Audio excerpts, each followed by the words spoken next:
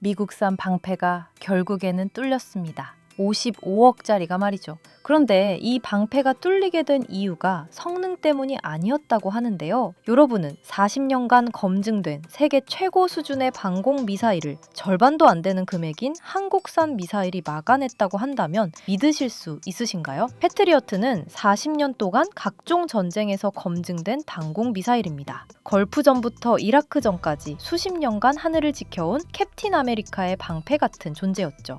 그렇다면 이번 미국-이란 전쟁에서 패트리어트가 뚫리게 된 원인이 그의 성능이 아니었다고 한다면 대체 근본적인 이유가 무엇이었던 것일까요? 패트리어트가 쏘아진 같은 날의 밤, 세계 최강의 방패 옆으로 한 발에 16억 정도인 한국산 방패 또한 불을 뽑았습니다. 세간의 비싼 장난감이라고 비웃음 당하던 그 무기가 바로 이것입니다. 결과는 어땠을까요? 무려 96%가 명중하였습니다. 적이 쏘아올린 130발이 넘는 미사일이 하나하나 공중에서 산산조각 나기 시작했다는 거죠. 55억짜리가 뚫리고 16억짜리가 막은 겁니다. 가격은 3분의 1도 안 되는데 실전 성적은 더 좋은 것이죠. 이게 단순히 가격 대비 성능 이야기였으면 여기서 끝났을 겁니다. 근데 진짜 무서운 건 따로 있었습니다. 오늘은 그 역전의 공식만 딱 짚어보고자 합니다. 패트리어트가 사실은 성능이 나쁜 무기가 아니었나 생각이 드는 분들도 계실 텐데요. 결론부터 말씀드리자면 아닙니다.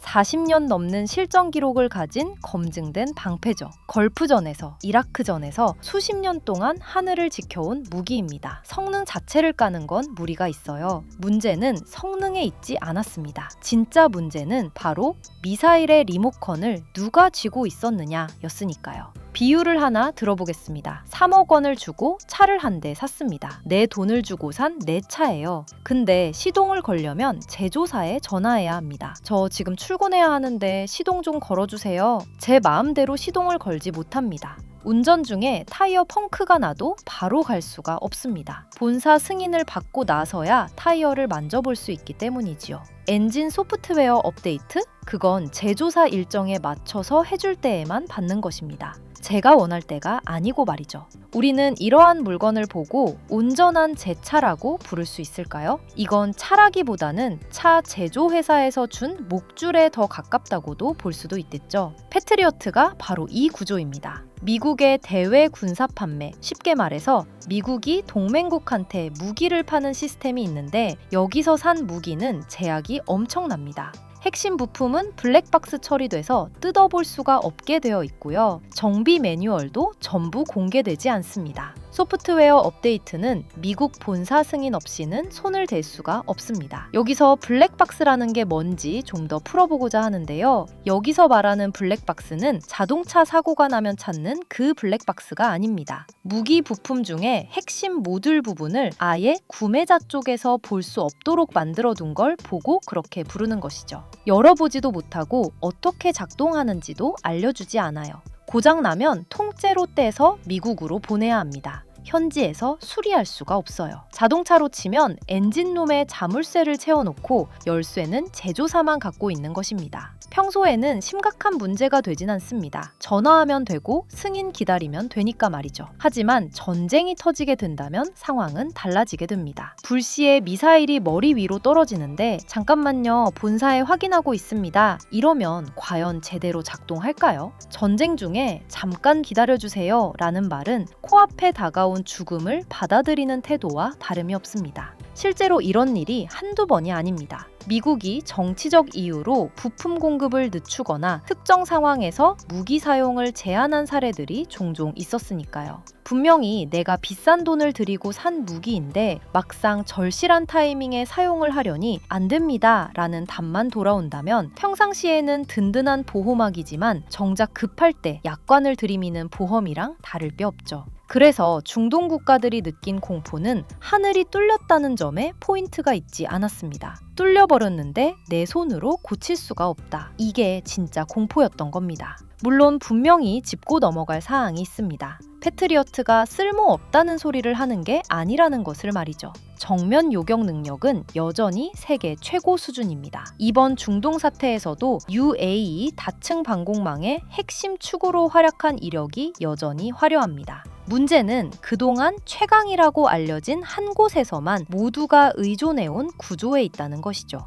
현대전의 정답은 최강 하나가 아니라 조합의 최적화입니다. 야구로 치면 에이스 투수 한 명만 있다고 시리즈를 이기는 게 아니듯이 말이죠. 선발, 중계, 마무리가 다 있어야 시즌을 버틸 수 있거든요. 이러한 문제인식을 통해 저희는 질문의 각도를 바꾸게 됩니다. 무엇이 더 세냐가 아니라 전쟁 중에 누가 내 손을 잡아주느냐로 말이죠. 사실상 미사일의 성능 싸움이 아니라 무기의 통제권 싸움이었던 겁니다. 그런데 한국이 이 통제권 문제를 풀 수 있었던 건 결코 우연이 아닌데요. 오랜 시간 동안 문을 두드린 노력이 있었기 때문이거든요. 1990년대 후반, 한국의 국방과학자들은 미사일 도면을 들여다보며 한숨만 쉬고 있었습니다. 당시 한국군의 주력 방공 무기가 무엇이었는지 아시나요? 나이키 허큘리스. 1960년대에 미국이 만든 구형 미사일이었습니다. 이미 미국에서는 퇴역한 지 오래된 물건을 한국은 여전히 노기슬도록 붙잡고 있었던 것이죠. 1960년대 기술로 2000년대를 막겠다? 사실 무리가 많은 지점이었죠. 당시 북한은 스커드 미사일 배치수를 계속 늘려가고 있었습니다. 노동 미사일, 대포동 미사일까지 위협은 날이 갈수록 커지는데 정작 우리의 현실은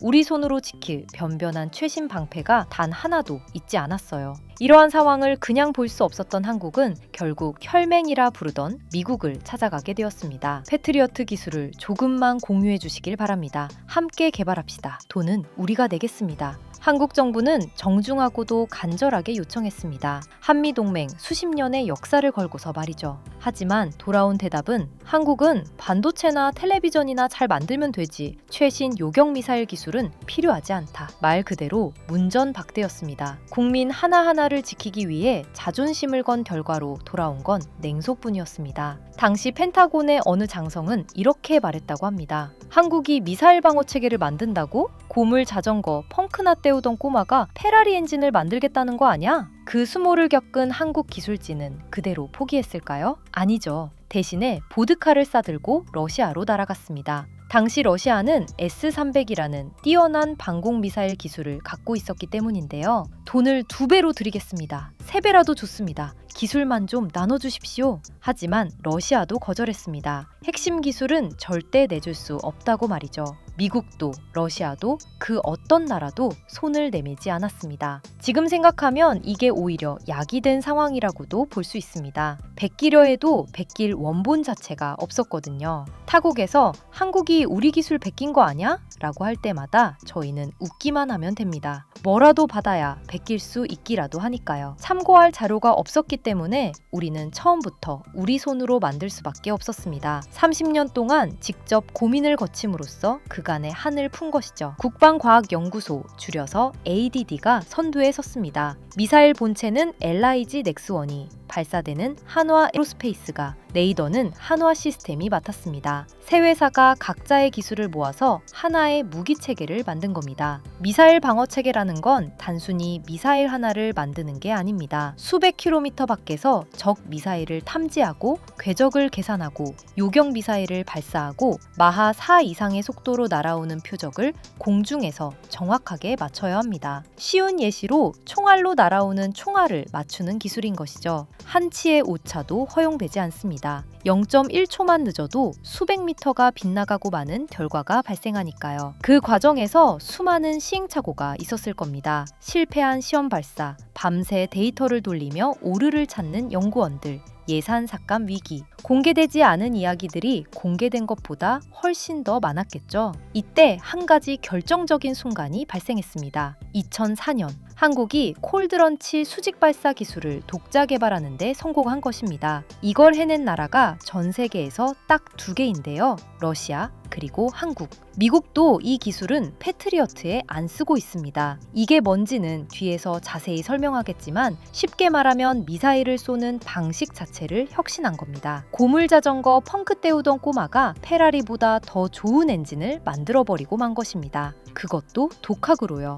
그리고 30년의 한이 결과물로 터진 날이 왔습니다. 시험장이 아니라 진짜 전쟁터에서 말이죠. 2026년 3월 초 이란이 작심하고 미사일을 쏘아 올렸습니다. 배경을 잠깐 짚겠습니다. 미국과 이스라엘 그리고 이란 사이의 갈등이 최고조에 달한 상황이었습니다. 이란 최고 지도자의 사망이라는 초유의 사태가 벌어졌고 이란은 즉각 보복을 선언했습니다. 그 칼끝이 향한 곳이 미군 기지가 있는 아랍에미리트 두바이였습니다. 그때 당시 이란이 동원한 화력은 자폭 드론 수백 대, 탄도미사일 130발 이상이었습니다. 이 수치가 감이 잘 안 올 수 있는데요. 조금 쉽게 말씀드리자면 탄도미사일 한 발이 서울 한 개구를 초토화시킬 수 있는 파괴력을 갖고 있다고 보시면 될 것 같습니다. 그런데 그게 130발 넘게 동시에 날아온 것이고요. 서울 강남구, 서초구, 송파구, 마포구, 영등포구를 전부 합친 면적을 10보 안에 잿더미로 만들 수 있는 화력이었습니다.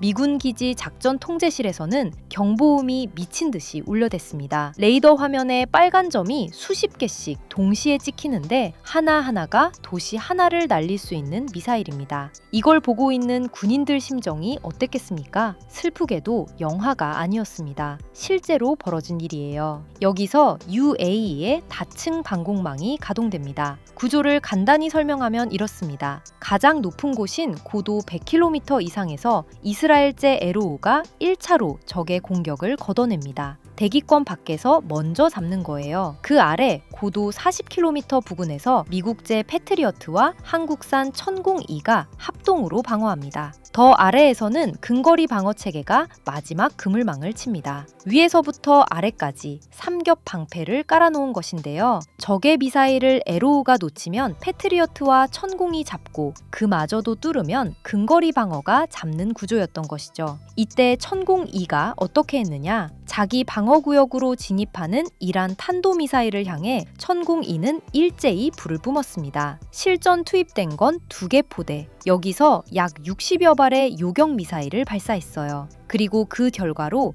96%를 명중하게 되었습니다. 60발 넘게 쏴서 거의 전부 맞춘 셈이 되는 것입니다. 이건 그냥 높은 숫자가 아닌데요. 방공미사일 역사상 실전 요격률 90%를 넘기는 것 자체가 이례적인 수치였기 때문입니다. 시험장은 환경이 통제됩니다. 바람도 맞추고 표적의 궤도도 예측 가능하죠. 하지만 실전은 다릅니다. 모래바람이 불고 전자전 방해가 걸리고 여러 방향에서 동시에 다른 종류의 미사일이 날아옵니다. 조건이 완전히 다른 것인데요. 모의고사에서 100점 맞는 것과 수능 당일에 100점 맞는 건 다른 이야기이듯이 천공은 수능 당일에 96점을 찍은 것입니다. 여기서 하나 정확히 짚어야 할 부분이 있는데요. 인터넷에 100% 요격이라는 말이 돌고 있는데 정확한 전체 요격률은 96%입니다. 그러면 나머지 4%는 천공이 놓친 것이냐? 또 아닙니다. 이란 미사일 자체에 결함이 있었습니다. 궤도를 이탈하거나 엔진이 중간에 꺼지거나 해서 바다에 떨어진 겁니다. 불량품이었던 미사일이 섞여 있던 것이죠.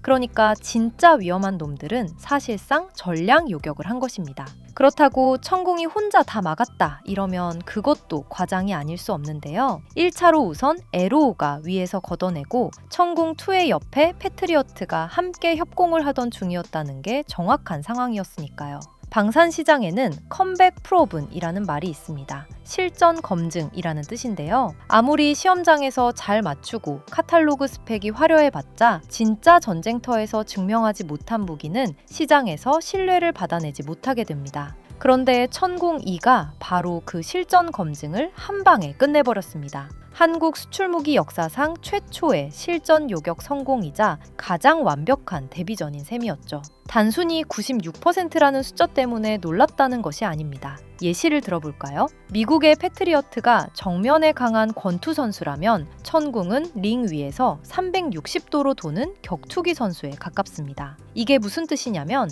미사일 발사 방식에 있어 차이가 있다는 것입니다. 패트리어트는 사선 발사 방식입니다. 발사대가 비스듬히 세워져 있고 그 방향으로 미사일을 쏩니다.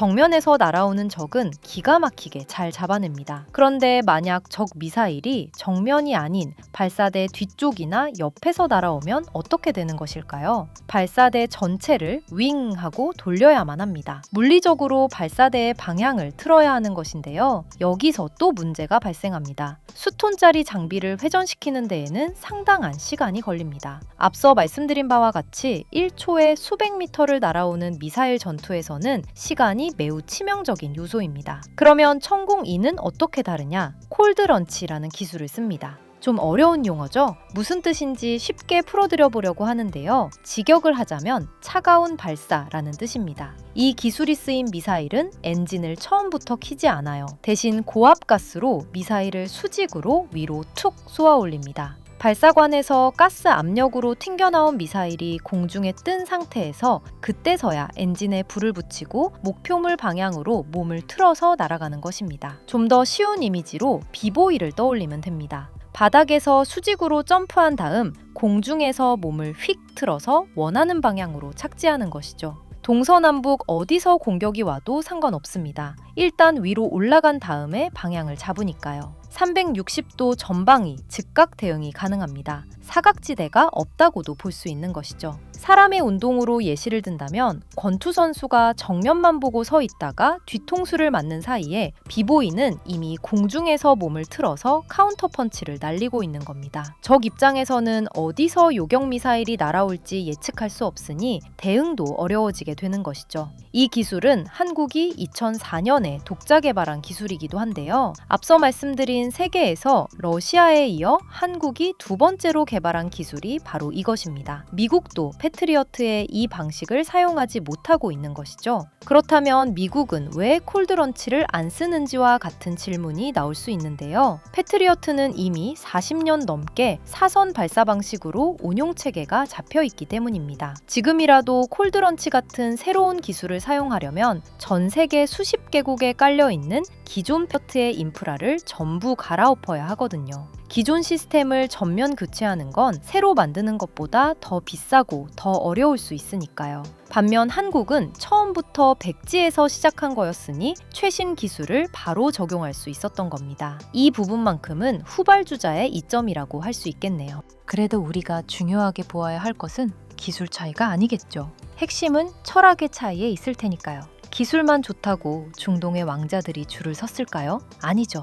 그들이 어떤 요소를 따지고 한국에 러브콜을 보내게 되었는지 한번 살펴보도록 하겠습니다. 미사일 한 발 쏘는데 드는 비용 대략 370만 달러. 이게 감이 오시나요? 서울 아파트 한 채 값이 하늘에 쏘는 순간 순식간에 터지고 사라지는 것인데요. 이 금액은 바로 패트리어트 PAC-3 요격탄 한 발의 가격입니다. 우리 돈으로 약 55억 원에 해당하는 금액이고요. 그렇다면 우리의 천궁 이 요격탄은 얼마 정도 할까요? 한 발에 약 15억에서 16억 원입니다. 패트리어트의 3분의 1 수준도 안 되는 가격이죠. 여기서 많은 사람들이 이렇게 반응합니다. 싸면 성능도 떨어지는 거 아냐? 자연스러운 의심이라고 생각합니다. 편의점 도시락이 호텔 뷔페보다 맛있을 리가 없다고 우리 모두 생각하고 있긴 하니까요. 그런데 이번 96% 실전 요격률이 그 의심을 깨부수게 된 것입니다. 성능은 더 비싼 것과 비슷한데 가격이 3분의 1밖에 되지 않는다. 이건 가성비 문제라 볼 수 없죠. 왜냐하면 생존이 걸린 문제이기 때문이거든요. 비유를 하나 해보려 하는데요. 건물에 불이 나면 저희는 우선 소화기를 찾습니다. 엄청난 부자가 사는 집이라면 소화기 한 대에 수십만 원짜리 고급 제품을 갖다 놓을 수도 있겠죠. 어디 한 군데에서 불이 나면 그걸로 충분할 테니까요. 반면 건물 전체 30개 층에서 동시에 불이 나면 어떻게 될까요? 값비싼 소화기 30개를 일일이 들고 뛰어다니며 불을 끄는 게 빠를까요? 아니면 건물 곳곳이 배치된 스프링클러를 사용하는 게 더 효율적일까요? 우선 저라면 스프링클러 버튼을 찾으러 갈 것 같은데요. 당시 이란이 이용한 전략이 바로 건물 전체에 불을 지르는 방식이었습니다. 싸구려 드론과 미사일을 수백 발씩 동시에 쏘는 물량 공세였죠.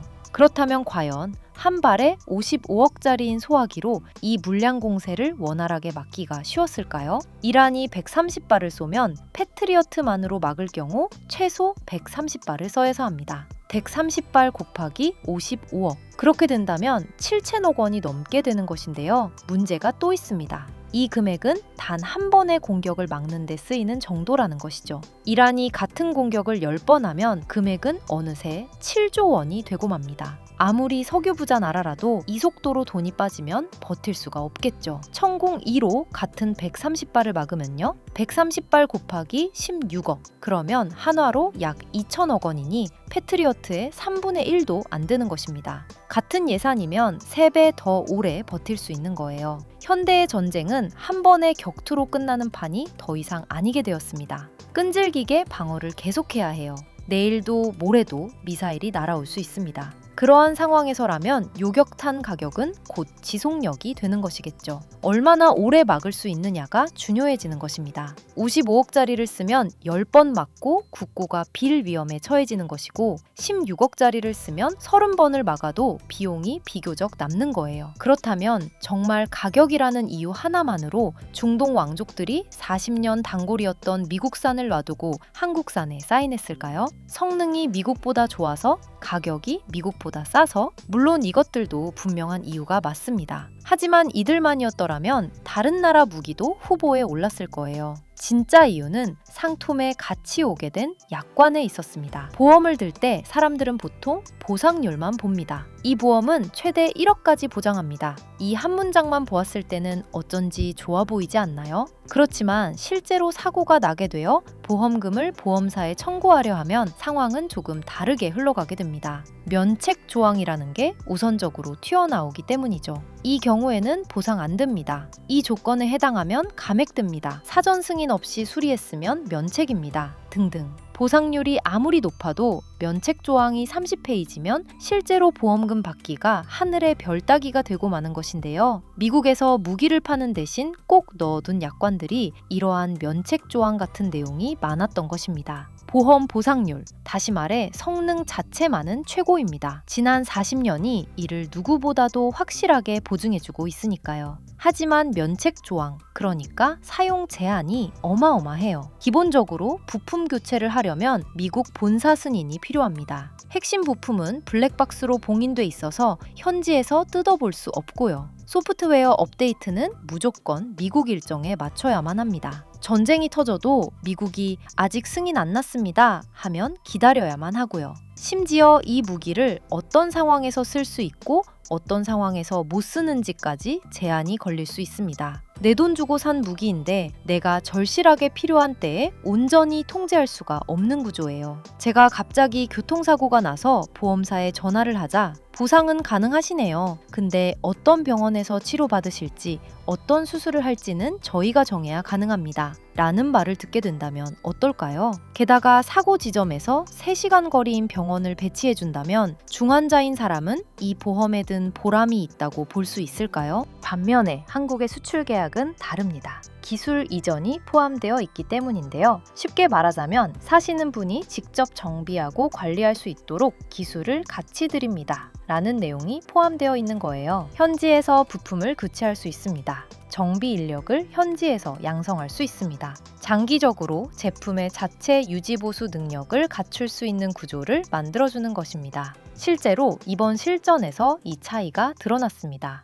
섭씨 50도가 넘는 사막 한가운데서 한국 기술자들이 직접 레이더를 정비하고 시스템을 조정하고 현지 군인들에게 운용법을 가르쳤습니다. 전쟁이 터지기 전부터 현지에서 같이 땀을 흘리며 준비한 셈이겠죠. 미국 무기처럼 본사에 연락하겠습니다 기다리는 게 아니라 바로 옆에서 같이 손을 잡아준 겁니다. 사막에서 피땀 흘리며 레이더를 고치던 한국 엔지니어들의 진심이 중동의 수천만 명 목숨을 지킨 방패가 된 것이죠. 여기서 오해하면 안 되는 게 하나 있습니다. 중동이 아예 미국 무기를 버리는 게 되는 것이 아닙니다. 그들은 이번을 계기로 미국 하나에만 의존하는 구조에서 벗어나기로 한 것이에요. 이번 전투에서도 패트리어트와 천궁이 나란히 작전을 수행했잖아요. 이건 중동이 미국을 배신한 게 아니라 분산 투자를 하게 된 것입니다. 계란을 한 바구니에 담지 않는 원칙과 같은 것이죠. UAE 대통령이 천공2 계약을 결정할 때 주변의 반대가 만만치 않았다고 합니다. 왜 검증 안 된 항공 무기를 사느냐, 미국이 불쾌해하면 어떻게 하느냐 등등 우려의 목소리가 많았다고 하네요. 하지만 UAE 대통령은 이번 사안의 핵심을 꿰뚫어 보고 있었습니다. 무기의 성능이 아니라 무기를 운용하는 주권. 남의 리모컨에 내 하늘을 맡기지 않겠다는 결단이었습니다. 결국 중동이 산 건 미사일이 아닙니다. 자기 하늘을 자기 손으로 지킬 수 있는 권리를 산 겁니다. 그 옵션을 제공할 수 있는 나라가 세계에서 한국밖에 없었던 것이고 말이죠. 그래서 이번 천궁2의 적중률로 인해 한국의 상황이 어떻게 바뀌게 되었을까요? 직관적으로 딱 숫자로만 말씀드려 보겠습니다. 아랍에미리트의 10개 중에 먼저 보낸 2개의 포대의 실전 투입으로 96% 요격률의 성과를 보이게 되자 실전 성과를 본 UAE가 더 빨리 달라고 조기 공급을 요청하고 있습니다. 사우디아라비아와 이라크 또한 10개 포대를 계약 완료한 상황이고요. 이 세 나라만 합치면 약 2조 원이 되는 셈입니다. 근데 이게 끝이 아니에요. 실전 요격 성공 소식이 퍼지고 나서 어떤 일이 벌어졌냐면 천공 도입을 고려하지 않고 있던 중동 국가들의 문의가 쏟아지기 시작한 것입니다. 카탈로그 스펙이 아니라 진짜 전쟁 성적표를 두 눈으로 보게 되었기 때문이죠. 여기서 또 사람들이 많이 나오는 지적을 짚어보려 하는데요. 사우디랑 이라크는 계약한 지가 언제인데 아직 배치도 안 되었나? 과장인 것 아니냐? 맞는 말입니다. 사우디와 이라크는 계약은 완료되긴 했어도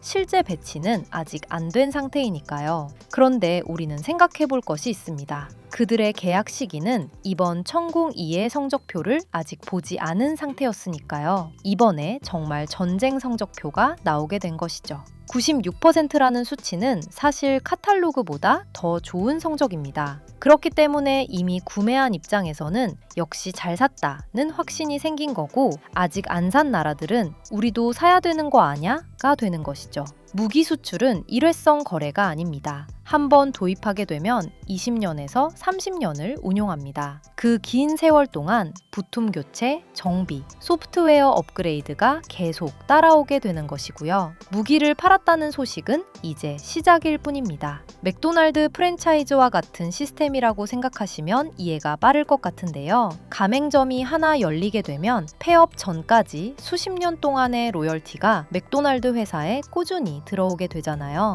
그게 후속 군수 지원 사업입니다. 무기 한 대 팔 때 벌어들이는 돈보다 그 뒤로 20년 동안 부품과 정비로 벌어들이는 돈이 더 클 수 있는 것이죠. 한국 방산의 다음 관전 포인트가 바로 여기에 있습니다. 무기를 잘 만드는 건 증명했어요. 96%로 말이죠.